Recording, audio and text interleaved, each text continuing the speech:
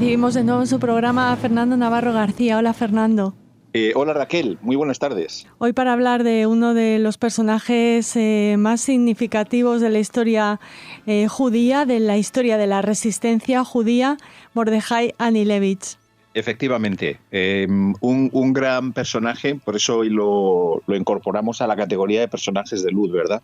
Porque probablemente sea de esos hombres jóvenes, porque fíjate, murió con apenas 23 años, que realmente se opusieron al nazismo de forma valiente y de frente, sabiendo que además tenía muy pocas posibilidades de salir con vida y desde luego de salir con éxito, pero no quiso dejar de intentarlo. Estamos hablando del líder de la resistencia del levantamiento del gueto de Varsovia, del que hace precisamente escasos días que se cumple su aniversario, el 19 de abril de 1943 fue el levantamiento. Realmente fue el segundo levantamiento del gueto de Varsovia, lo veremos ahora, pero sí que es la fecha que se considera como la celebración oficial, porque realmente fue ese día, el 19 de abril de 1943, cuando los nazis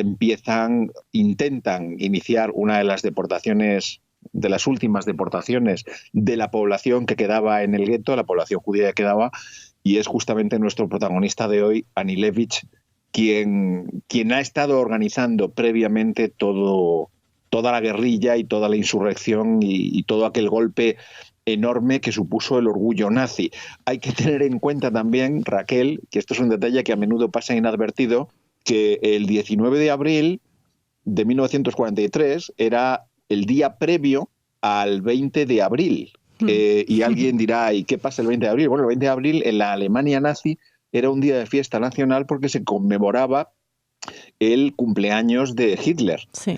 Por tanto, los nazis, esa evacuación que querían iniciar el día 19 de abril, era para dejar limpio de judíos, que era el objetivo de los nazis, de aquellos criminales, para que estuviera limpio de judíos y poderle presentar a modo de regalo a Hitler que se habían cumplido sus deseos. Además, entonces, Fernando, era Pesaj, la Pascua judía. Efectivamente. Y los nazis también eligieron la fecha precisamente claro. Por eso. Recordar a nuestros oyentes que es el primer levantamiento civil en toda Europa, el que se produjo en el gueto de Varsovia, que fueron los judíos los primeros en enfrentarse a los nazis, con muy pocas armas y con casi ningún apoyo, pero bueno, no nos adelantemos porque, como siempre, querrás empezar por el nacimiento de nuestro personaje, ¿no? Sí, lo que pasa es que es verdad que su vida fue muy corta, por desgracia, Raquel, y tiene una historia que realmente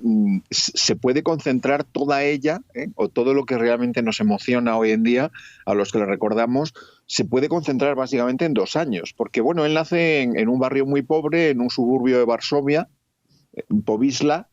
Se incorpora siendo muy jovencito, nace en 1920, no se sabe, porque fíjate que las biografías que he consultado, incluso en el libro de referencia de Michael Vorbis, supongo que lo conoces, La insurrección del gueto de Varsovia, yo tengo la edición de Orbis de hace muchos años, tampoco aparece su fecha con claridad. En este libro en particular se fecha en 1919, pero en otras biografías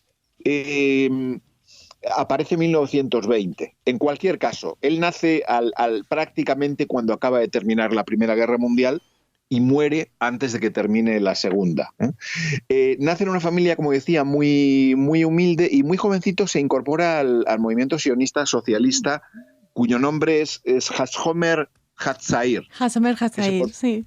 Eso es, que se podría traducir algo así como la Guardia de la Juventud. Es un movimiento que tiene, por una parte, un contenido puramente de instrucción tipo Boy Scouts, por centrarnos un poco y porque la gente entienda, pero tiene también, bueno, como decía hace unos segundos, tiene un contenido de sionismo, de buscar la creación de lo que luego sería el Estado de Israel, y también de base socialista. Ellos se organizan en grupos dentro de este movimiento de la Guardia de la Juventud, del Hashomer Hatzair, se organizan en grupos y vamos a ver, Raquel, cuando precisamente la existencia de ese movimiento y de la instrucción que tienen, que es casi militar, pues si analizas bien un poco la historia de los Boy Scouts, en el fondo es muy similar. Los uniformes que llevan, el manual del Boy Scout, de la disciplina, del trabajo en equipo, de la jerarquía en la toma de decisiones y en el mando, esto ayuda enormemente a nuestro héroe de hoy, Anielewicz, a organizar luego la resistencia dentro del gueto. Para que nos hagamos una idea de cuál es el espíritu de Hatzair, de este grupo, de este movimiento, hay un poeta judío que se llama Abba Kovner, que una de sus poesías reza, viene a decir literalmente, porque leo literal de un poema suyo, es no ir como las ovejas al matadero. De alguna forma esa fue la consigna de este poeta, miembro de este movimiento, del que Anielewicz era inicialmente miembro, y veremos que más adelante, ya cuando estamos a unos meses de la propia insurrección del gueto de Varsovia, él pasa a liderar ese movimiento dentro del gueto. Cuando los alemanes invaden Polonia, en septiembre de 1939, él escapa el 7 de septiembre, huye hacia la zona este polaca, pensando que desde allí tendrá posibilidades de reagruparse el ejército diezmado, el ejército polaco, y presentar resistencia. Ya vemos desde el primer momento, Raquel, que es un auténtico luchador. Este hombre se retira, pero se retira para tomar impulso.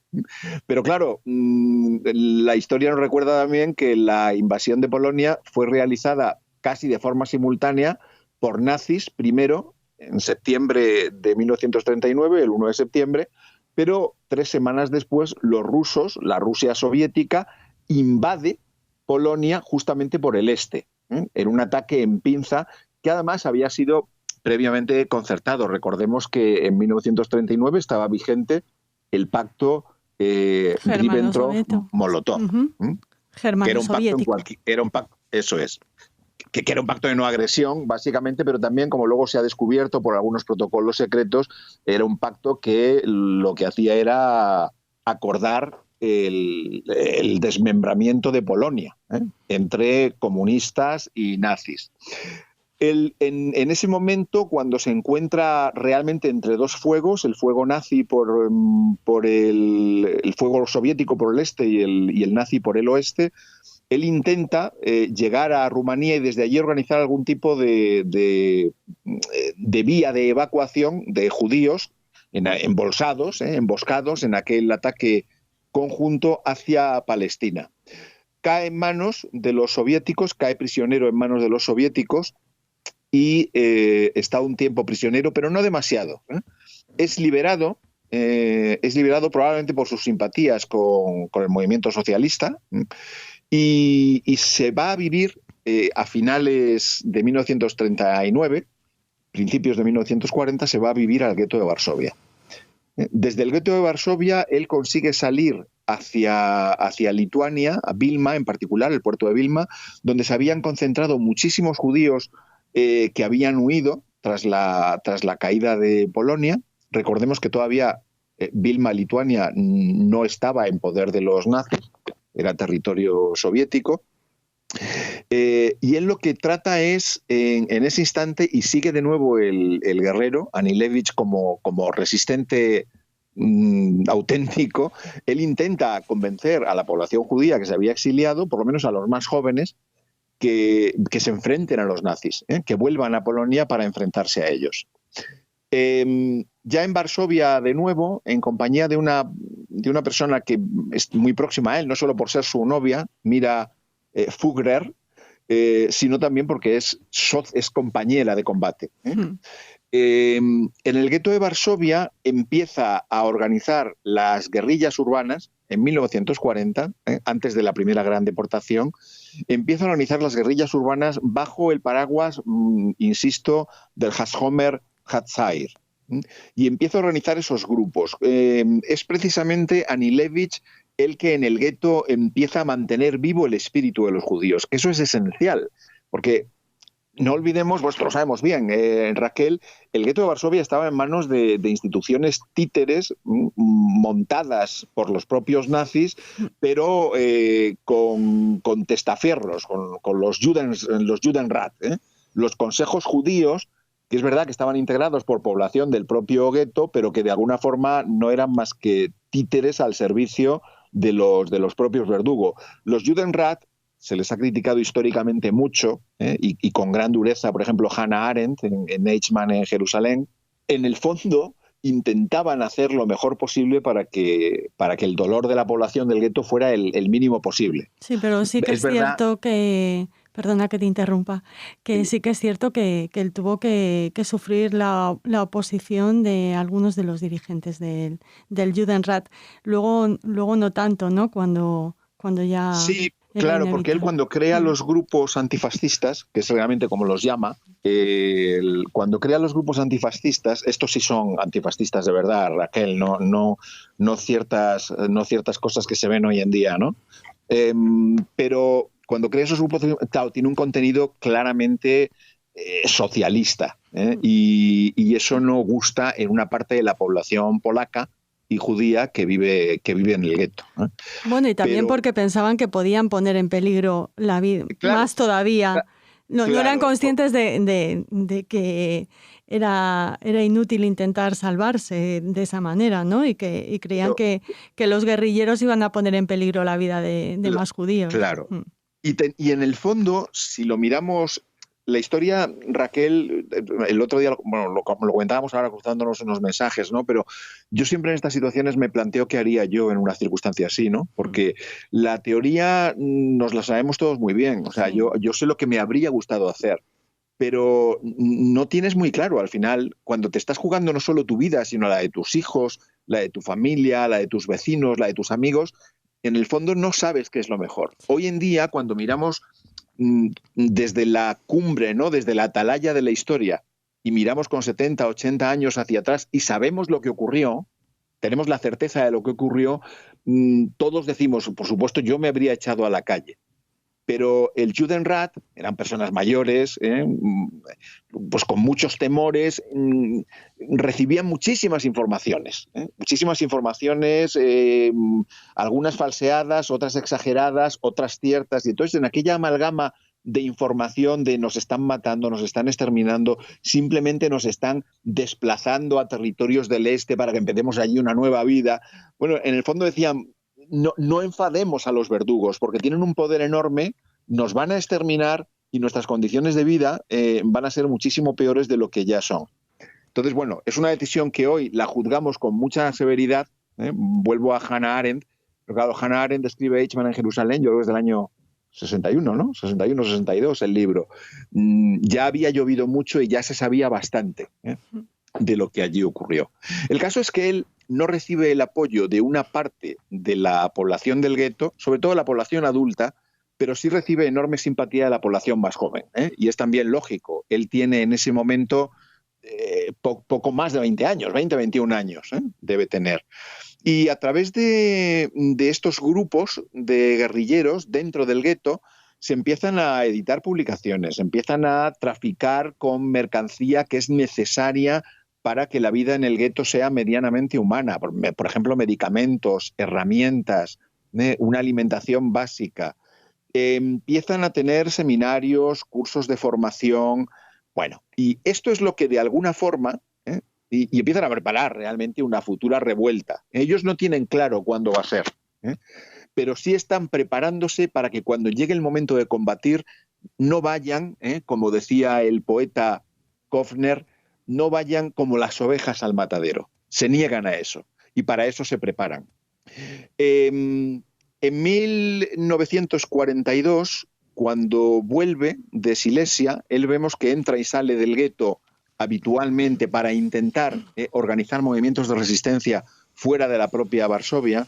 Cuando vuelve al gueto, se encuentra ya en 1942 con que de la población inicial de en torno a los 350.000 judíos que vivían hacinados en esos miles de metros cuadrados escasos que tenía el gueto, solo quedan 60.000. Se han deportado a Treblinka, donde son exterminados, en su gran mayoría nada más llegar al campo, como bien sabemos, pues se han deportado en su ausencia 290.000 judíos aproximadamente, de los 350.000 que había originalmente.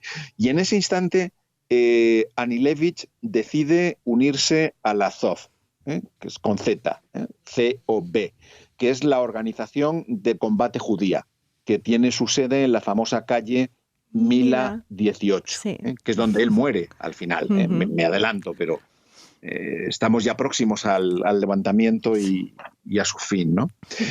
En noviembre de 1942 es nombrado comandante en jefe de la organización de combate y empieza a recibir de diferentes organizaciones que había, judías, del ejército interior polaco, etcétera, empieza a recibir algún apoyo, alguna ayuda. Algún apoyo, pero mínimo, sí. Porque ya sabemos, Raquel, cómo se enfrentan, con qué armas se enfrentan al poderío militar nazi, ¿no? Que en ese momento era un ejército imbatido en todo el mundo. El 18 de enero de 1943, por eso antes decía que la fecha que celebramos es el 19 de abril, como la fecha del alzamiento del gueto de Varsovia, pero realmente hay un alzamiento previo, que es el 18 de enero de 1943, porque los nazis quieren rematar las deportaciones de los judíos que quedan en la ciudad, en el gueto de Varsovia, son unos 60.000, decíamos antes. Quieren ya terminar de limpiar el gueto de judíos. Y entonces ellos mandan una inspección primero para hacer un recuento de población y empezar a ver pues de cuántos trenes, de cuántos vagones y cuál es la logística de evacuación, de deportación que necesitan. En ese instante les plantan cara. Les plantan cara a los nazis. Hay combates por parte de la Azov, de esa organización de combate judía que lidera a nuestro protagonista de hoy, Anilevich, y durante 4 días están plantando cara a los nazis, que tienen nada más ni nada menos que 50 víctimas, 50 muertos en combate del ejército nazi. Es verdad que la Azov queda prácticamente devastada, porque mueren en casi su totalidad de miembros, excepto Anilevich, gracias a lo cual él puede de nuevo volver a hacerla renacer. Sorprendentemente, y esto es algo que no se termina de entender muy bien, teniendo en cuenta el impulso criminal nazi, ese primer levantamiento de 18 de enero, con esa muerte de 50 nazis, no supone una represalia inmediata por parte de los nazis. Hay que esperar varios meses más, hasta el 19 de abril de 1943, en el que efectivamente los nazis ya envían a un ejército potente, envían a 2.000 soldados perfectamente pertrechados y armados, con armas incluso pesadas, lanzallamas, metralletas, tanquetas. Los mandan al gueto para empezar la última deportación prevista de judíos. La Azov, lo que se ha conseguido recuperar de ella, la organización de combate judía, al mando de Anilevich como comandante en jefe, vuelve a plantarles cara en las calles, únicamente disponiendo, y esto hay que decirlo, que nadie se imagine que tuvieran metralletas, ni armas, ni granadas, ni nada por el estilo. Básicamente las armas más sofisticadas que tenían eran pistolas. Sí. Pistolas de mano que, bueno, pues que tienen la eficacia que tienen en combates casi cara a cara, pero es muy difícil hacer frente a un ejército con pistolas, ¿no? Como tenían los nazis. Durante 3 días la batalla es callejera, pero a partir de los 3-4 días los nazis, ya digo, con todo el apoyo de un ejército pertrechado, preparado, con unidades sanitarias y desde luego bien alimentado. Hay que recordar que en el gueto de Varsovia lo que abundaba era la desnutrición crónica por falta de alimentación, y un organismo desnutrido pues no puede evidentemente aguantar el combate exactamente igual que un organismo bien nutrido, ¿no? Por no extenderme, el levantamiento del gueto se prolongó durante 4 semanas, 4 semanas que los nazis estuvieron absolutamente en jaque, y puesto en entredicho su orgullo nacional, porque fueron 4 semanas en las que un grupo de jóvenes de lo que ellos consideraban una raza inferior le estuvieron plantando cara sin conseguir que los nazis tomaran el gueto de Varsovia, algo que finalmente sí sucedió a mediados de mayo de 1943, ya digo, durante casi pues un mes de alzamiento. Nuestro héroe de hoy, Mordechai Anilevich, falleció en el búnker que tenían en la calle Mila 18 con su novia y con otros compañeros de combate el día 8 de mayo de 1943. En algunas biografías se habla, y yo creo que en Internet hablan de que se suicidó. En otros libros que he consultado y donde se desarrolla también su vida, se habla de que no, de que él muere en combate gaseado, cuando el búnker en la calle Mila 18 es gaseado por los alemanes y mueren allí asfixiados, ¿no? Bien, es un personaje, ya digo, bueno, el militar alemán que se ocupó de aquella carnicería, Jürgen Stroop, es un personaje que algún día también podemos tratar como personaje de oscuridad. Él llevó un diario, ¿no? Sí, lleva un diario, fue juzgado en Nuremberg por ello, pero fue una victoria pírrica en el fondo, porque Jürgen Stroop no se pudo poner la medalla de haber sido un victorioso vencedor. Le costó muchísimo, teniendo todos los recursos del ejército alemán y toda la brutalidad de las SS, le costó muchísimo, 4 semanas es un mes, derrotar a esos jóvenes desnutridos y sin armas que ellos consideraban una raza inferior. Entonces, de alguna forma, ejemplificó de cara al mundo exterior y de cara también a Alemania, que ya se empezaba a cuestionar la guerra, Stalingrado estaba muy reciente, que bueno, que ni eran tan buenos los alemanes, ni desde luego las razas inferiores parecía que daban ejemplo de serlo, ¿no? Pues sí. Bueno, en Israel, como anécdota, hay un kibutz que lleva su nombre, Yad Mordechai, y es un personaje, desde luego, a mí me parece admirable por lo que decíamos al principio, Raquel, porque es un opositor que decide no claudicar y enfrentarse con la fuerza a quienes solamente entienden argumentos de fuerza, que eran los nazis, ¿no? Entonces, perdió, pero es de esos casos en los que uno pierde ganando, ¿no? Un poco en España tenemos la defensa de Sagunto o de Numancia, ¿no? Es decir, pierde frente a un poder invasor, en el caso de Sagunto los cartagineses y en el caso de Numancia los romanos, dos potencias expansivas de la época, pero su defensa puso en evidencia que los poderosos militares no lo eran tanto y que los saguntinos y los numantinos pues tampoco eran tan débiles, ¿no? Y en el caso de Anilevich, Mordechai Anilevich, es un ejemplo admirable. A mí es una figura que realmente me emociona. Sí, la verdad que sí.